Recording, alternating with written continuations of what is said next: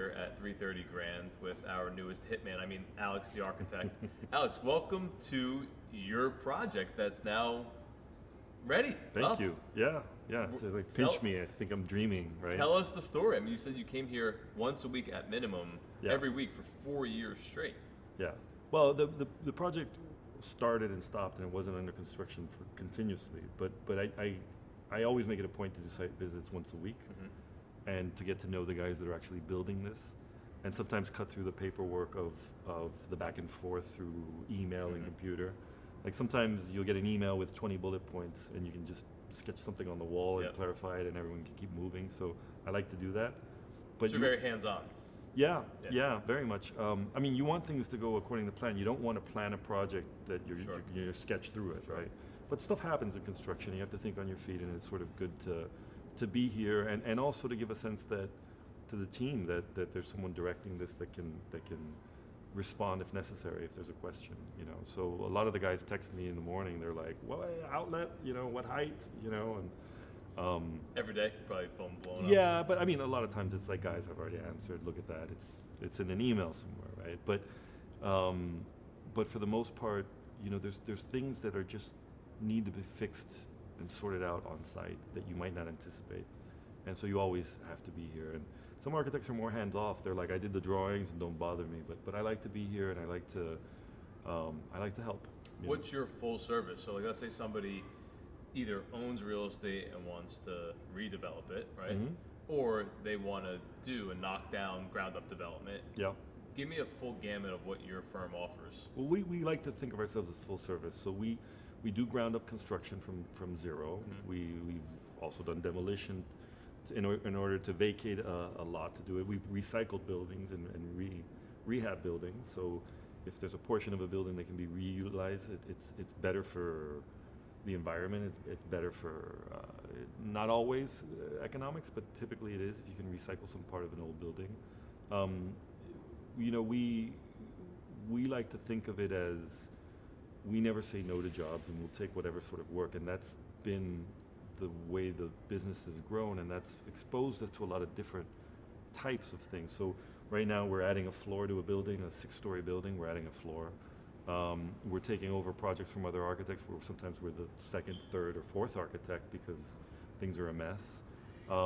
We obviously love starting them from the beginning and doing them from scratch, but a lot of developers don't want to invest in a zoning analysis from the beginning. What's the cost behind typical zoning analysis?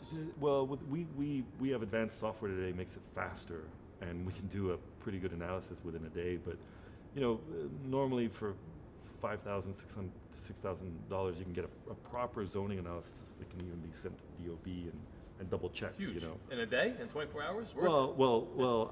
I could tell the person in a day what they can do, and it probably takes us a week to produce the drawings. Put together.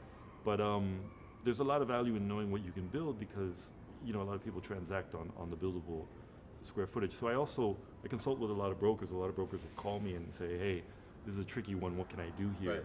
And because the more you do this, the more you learn the zoning, and it becomes inherent, and you don't have to necessarily look it up every time. Now, do you have a problem where you walk by a building, you're like, "Damn, that architecture wasn't that good," or do you look at a building like, "Wow, that guy or girl is really good"? Do you have that where everywhere in New York City you're seeing architecture, right? Yes. It's a problem because if I want to relax and disconnect, I need to go to nature. Gotcha. I need to see no buildings, not things that aren't made by humans, right? When I'm seeing the built world by humans, I'm always wondering, why is that building so beautiful? How much did they spend? What was the budget? Or why is that one so horrible? Or what did they do? You're always thinking about it because you sometimes you're looking at the city and saying, "Oh, wait a second, they did that there." Maybe it's in the code somewhere that's allowed. I thought it wasn't, and you can use the city as a template. Sure. And maybe say, "Oh no, that was illegal to begin with." It's like case law if you're a lawyer. Yeah, it's just walking around and seeing these things, So, and for the same reason, travel is so attractive to us. Just going to other places of the world, seeing how people build. And in another life, I worked in retail, and I worked for Ralph Lauren, and I had the privilege of designing stores all over the world. And you would see how people built differently, even the same design concept. Someone would do it in plaster in Russia, and someone else would do it in wood in France, and they would look the same to the eye. They just had different building techniques with local ways of making things, and the more you experience that, the more you can be sensitive to knowing what is realistic in a certain situation and what you can't ask for. You know, like, you know that concrete in Japan is going to be perfect, and in New York City it's not so much. You might get some.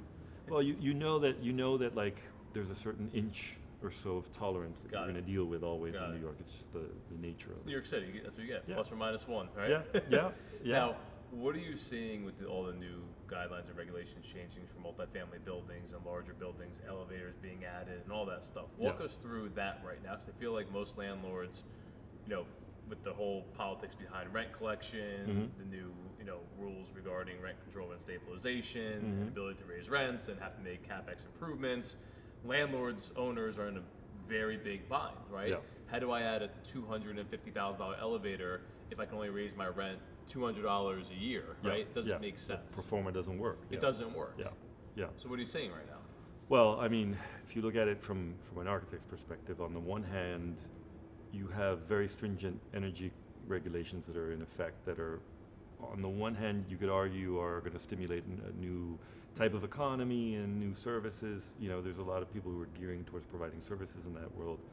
We do it already because, you know, this building has to meet the energy code, and so we already know how to do code calculations and energy models and all these things. So for us, it's nothing new. It's just now it's being forced on older buildings, right?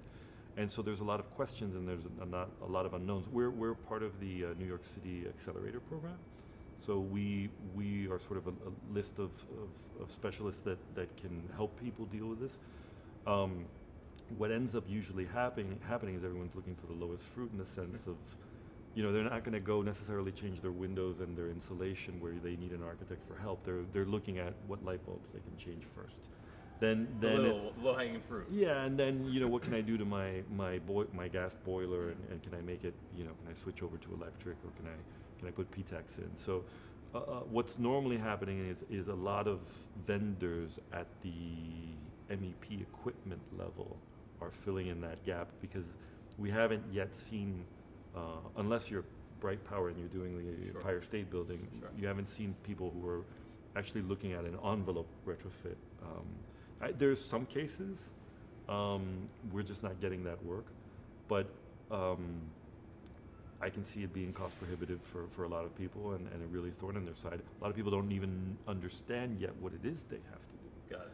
So I think that as they understand what's needed, and as the city starts tightening more, you're going to see less knee-jerk reaction and maybe more long-term planning. And so if you can start, for example, saying, well, I'm going to get these violations and these fines, because it's a great revenue for the city. Of course. Just, you know, that's tax.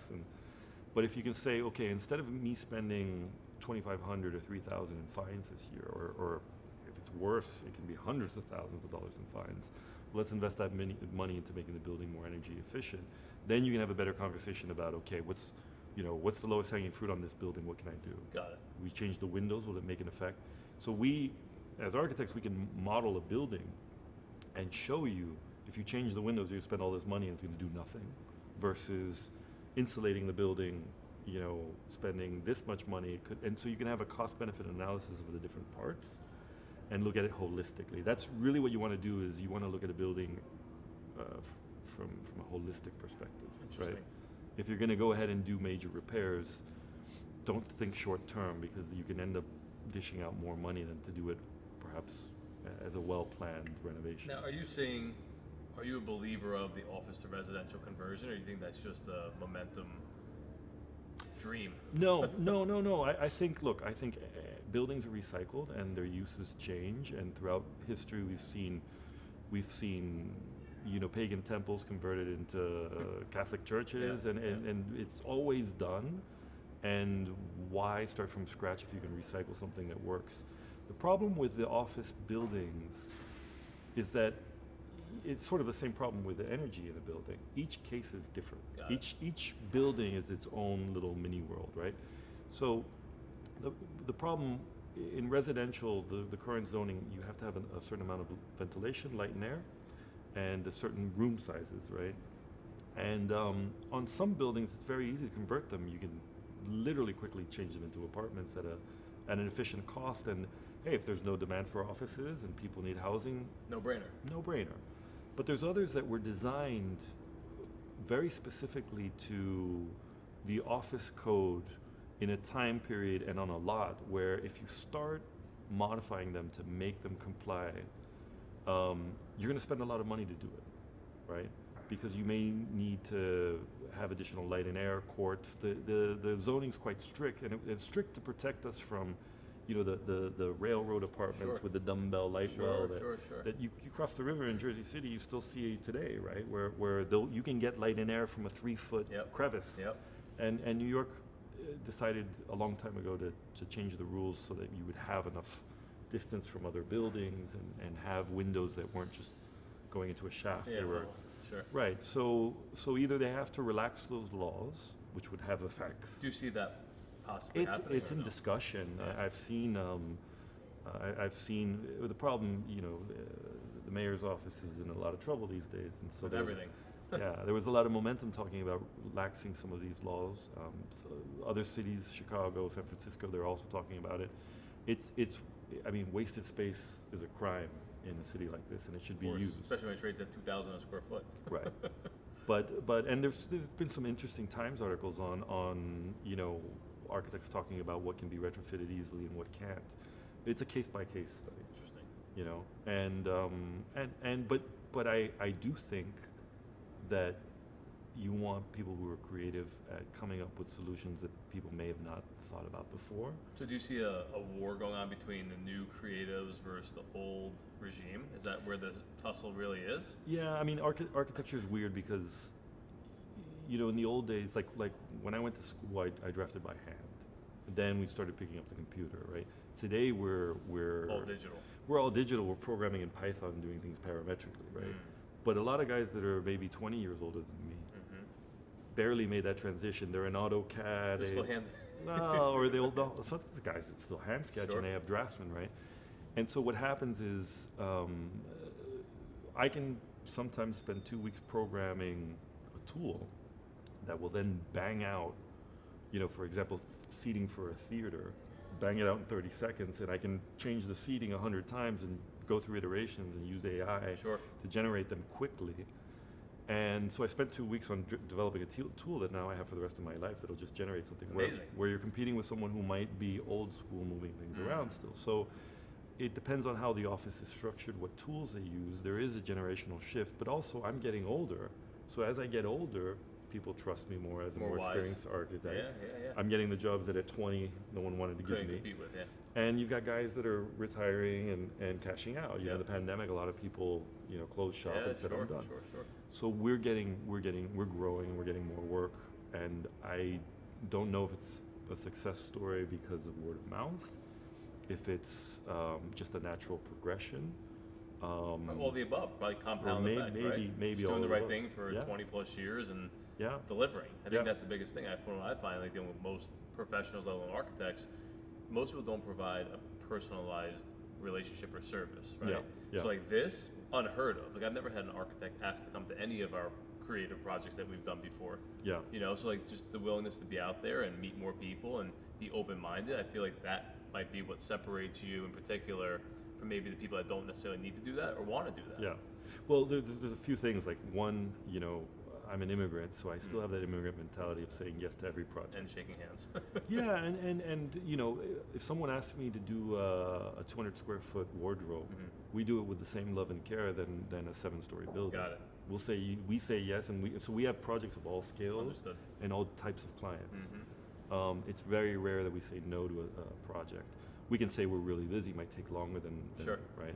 But we typically say yes. And the thing is, I've said yes to some things that are really, really tough that have really, you know, kicked our behinds. Sure. And I've regretted it, and I've lost money on it, but I've gained an incredible amount of experience. So when the situation comes again, we're doing it with our eyes open. You're ready ahead. And so a lot of that is helpful. Like, you know, once you do a building that has everything going against it, you know, on the next client you can sort of advise. We even do owner's rep work where we can tell the client, look, I would stay away from this. I would not do this. Like, because there's architects that just say yes. And they bill later. No, and they draw, but it's like they're not in control of their design or the product because it's like they're just used to knowing the client's right because they're paying, And then there's people like us who will say, look, I understand you want this, but you're making a serious mistake, and let me explain to you why. Why don't you look at it this way? Got it. And I feel that it's a service that we have to provide. I tell people it's like you bought a horse or an elephant, right? And you need the veterinarian, right? Have to. So a lot of times, especially in New York with old buildings, I'm like, look, I'm here to be the doctor of this building. Sure, I can put a swimming pool on the roof. Of course. But if you put it somewhere else, it might save you a ton of money or may be more practical. There's clients that love that interaction, and others that don't. And so each one's different, and you have to adjust your relationship to each one. I love it. Listen, man, you did a great job on this building. I can't wait to see what the final sales come out at, but this has got to be one for the record books for you. Thank you. Yeah, I mean, we have high ceilings, big windows. We have really good bones Natural here. light. Lots of natural light. We have incredible soundproof windows. They're like 38 decibels towards the street. Can't hear anything. No, it's dead quiet inside. And like down here we've got 12'6" ceilings, and above we've got 9'8". Put a basketball hoop in there. Yeah, it's tall. Now, how can people get a hold of you? Instagram, email, cell phone? What's the best way to contact you? Best way is website and email, and we'll put that in like right here. Anthony will edit it all in. And if you want to follow like what we're doing on a daily basis, Instagram is great because every time I go to a site visit, we'll snap a picture and you can see the progress of construction and all that. Something come to life. Yeah. Awesome, man. You see the process. Well, I appreciate it. It's been a pleasure Thank getting you. to know you. Thank Congratulations you. on this. I Likewise. love watching it come to life. Thank you. Appreciate it. Sometimes I get a good feeling, yeah.